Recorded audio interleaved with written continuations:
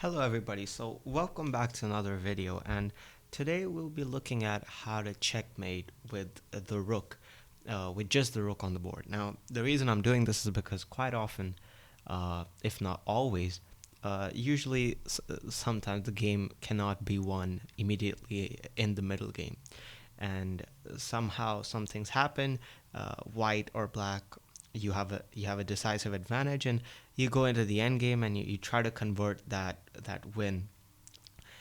winning position.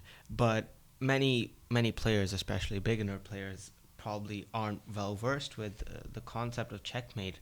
Possibly in the end game with such few pieces. However, I just like to say that it's literally possible to checkmate with every piece on the board. Obviously, uh, except solely a bishop and a knight.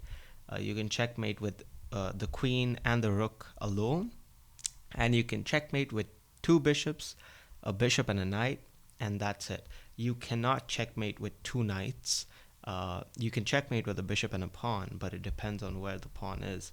Uh, and we'll look into that a bit later. Now, let's just focus on the rook. So, let's say you're white and you approach this, you arrive to this position, and as white, you want to checkmate black in the fewest moves possible. So, what should your approach to the endgame be in this case? Now, the first thing you have to understand is the semantics and the way the rook really functions.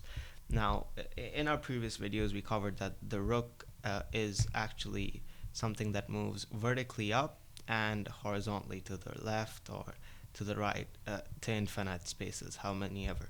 However, the rook, like any other piece except the knight, cannot really jump over pieces. So you cannot, go rook to f8 because your king is blocking it. So with this in mind, the first thing you have to do as the person with the rook is kind of visualize or identify a checkmate position.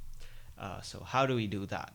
Well, it's quite simple. Now, with just one rook, and a rook obviously moves like this or like this, the first thought that should come to your mind is obviously that a checkmate will be delivered uh, either on the first rank, uh, or on the eighth rank, or it's gonna take place on the H file, uh, the H file or the A file. So it's gonna happen something somewhere over here. So the first mental note you have to take is that the checkmate's gonna happen in these corners of the board. It's not possible to kind of checkmate in the middle of the board, especially with just one rook. If you had other assisting pieces, sure, maybe you could checkmate in the middle of the board.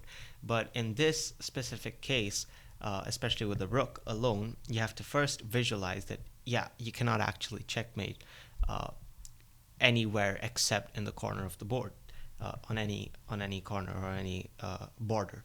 Now, let's come to the second step of to visualize this checkmate. Now, simply put, let's say, and I will play a few moves. Let's say you're somehow, although this is not exactly how black would follow, uh, you're able to drag black into a corner.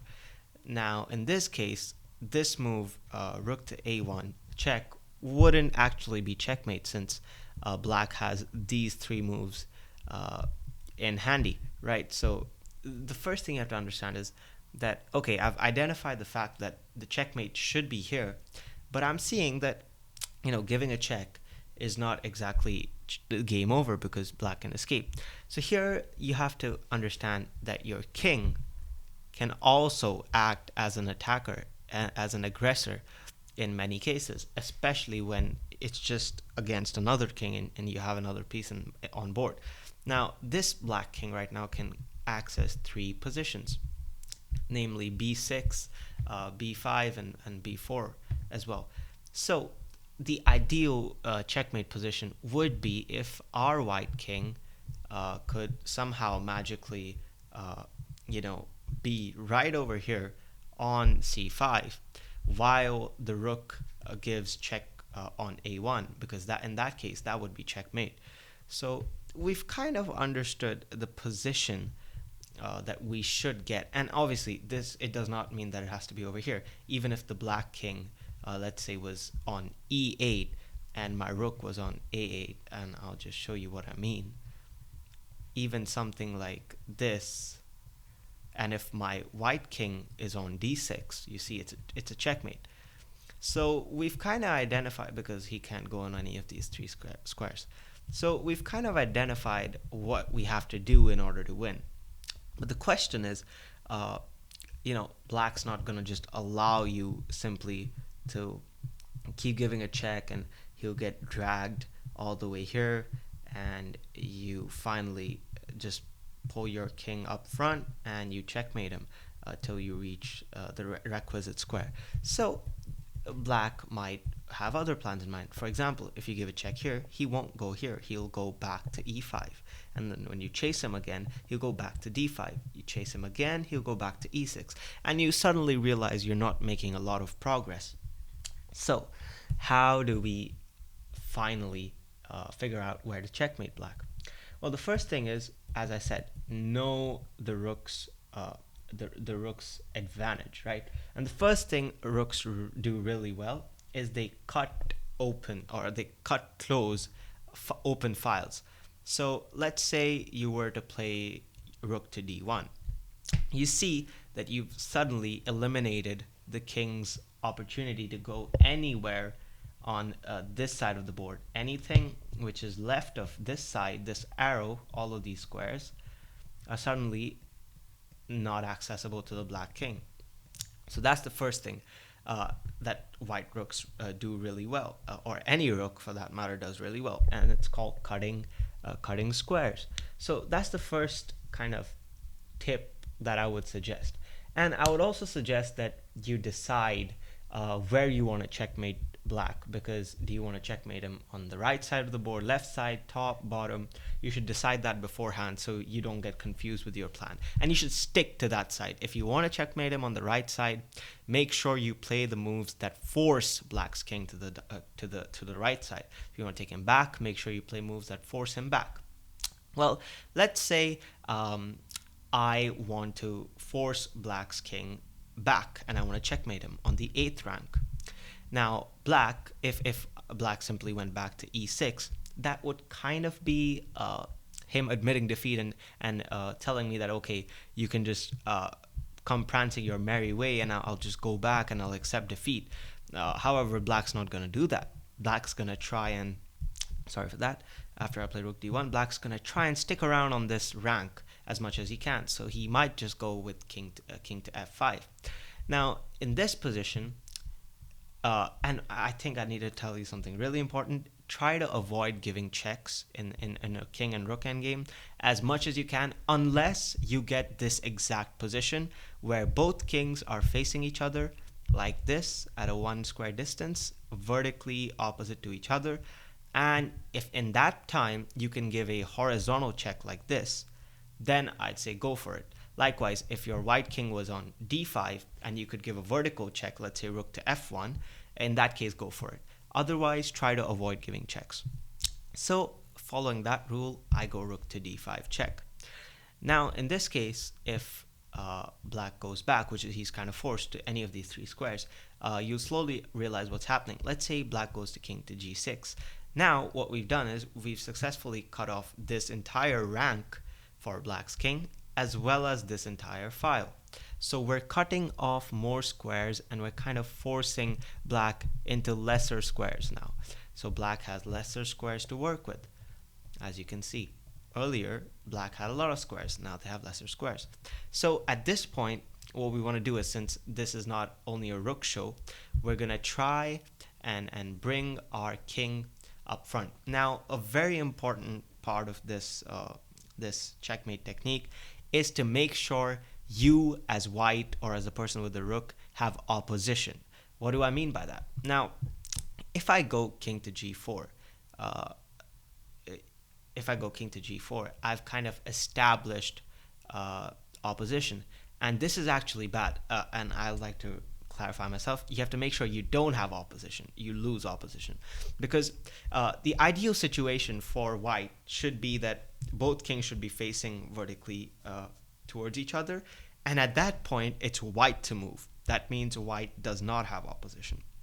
So if we play here and we want to give rook check to d6, we can't do that because it's black to move, and black will just move king to f6. And now if we give check, now if we give check, black can run away king to e5. So that's of no use. Instead, we go king to f4. We let black take opposition. Now if black comes to f6, we simply give a check. And if black wants to act a little oversmart and goes king to h6, we kind of chase him one square. And eventually, black will reach the corner of the board and he'll be either forced to come back, in which case you give a check, or he'll simply go back, in which case you cut him off again. So I just want to talk about another thing here. I hope that part is clear. But what if black goes ahead and attacks the rook? Does that mean we move the rook back? Or does that mean anything? No. Well, in this case, you can just go and protect the rook by playing king to e4. And I know what I said about trying not to get opposition, but in this case, it's essential because you're kind of protecting the rook. But now, if black goes king to f6, we don't go for the opposition. Rather, we just play a waiting move. Let's say rook to a5. If black comes back, we just give a check and black is forced back again. If black goes king g6, we follow him till the edge of the board till we get that perfect positioning and we give a check again. So like this, we keep kind of going, and now king to f7 happens.